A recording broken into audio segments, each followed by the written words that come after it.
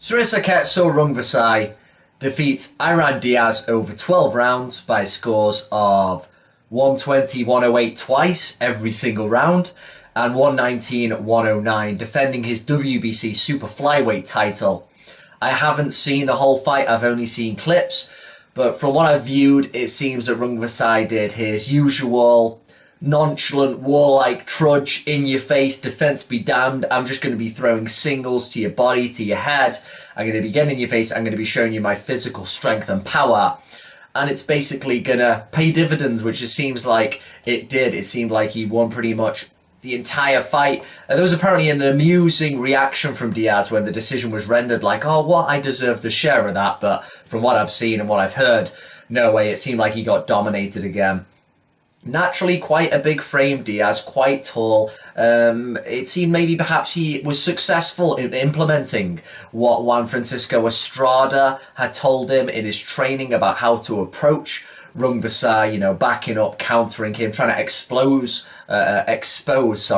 those defensive flaws. But the problem is, because in boxing, you know, you're taught certain rhythms, punches and defenses of what to do. But when you've got a guy like Rungvisai, who was so nonchalant and carefree almost about just getting in your face, that confuses the whole rhythm of leading and countering. Because when you've got a guy who'll get in your face, will willingly make himself kind of, not willingly, but will make himself open and not be too fussed about it, and then be throwing, you'll see the counter shot and you'll throw, but he'll still be throwing right back when you're open as well, because when you're that willing to just get stuck in, you know, you are just very hazardous, and that is pretty much what Rungvisai is. You can pop him, you can, someone like Estrada, you would say on paper has got the perfect style to defeat Rungvisai, but as we saw, a close fight, but that Rungvisai I thought deservedly won. He was able to get stuck in just through that awkwardness and willingness to just throw all the time. So it seems like he did his regular thing, his regular kind of workman-like manner of, you know, relying on his physical strength and power, relying on the left hand. It looked like he was throwing himself off balance with it a lot of the time, which he does. You'll see him kind of throw it and the opponent will already be skirting away from him, and he'll kind of throw it and almost cross his feet, and then he'll just carry on. Not that he's fussed, and not that it seems to have dented his performance, but it's just one of those things that's a bit ugly to watch, but then he'll just carry on regardless.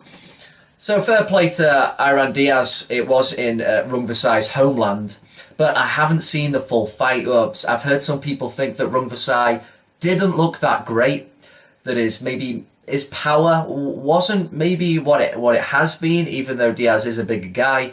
As somebody even mentioned, perhaps his woman leaving him is still, still a factor for him, and he's still chewing it over and trying to work through it. I don't know, it's hard to say whether that's a factor. But what do you think? There were 2 times Rungvisai visited the canvas in this one, and I'm hearing different things about whether they were actually a knockdown or not. So I'd be interested to hear people's takes about that. Was it in round 8 and 9? He visited the canvas, and I'm hearing different things, whether it really was a knockdown or whether he slipped. So a little interesting one there. Not that that would have affected the decision anyway. But was Yoan Ancajas in the ring after this, is what I heard. The Filipino, the man who has the IBF strap in the super flyweight division. That is a logical fight to make. Probably the next one, that would be great. A great Eastern fight between those two. I'd imagine it would drum up a lot of interest there. Ancajas, who's known, has got the alias of Pretty Boy, and is also a very capable southpaw himself. He was given a very tough fight in his last one against an opponent. I can't quite remember it at this specific time, but that would be a great fight, him against Rungvisai for the next one, with ideally with a rematch against Estrada in the future as well, because that one does deserve a rematch.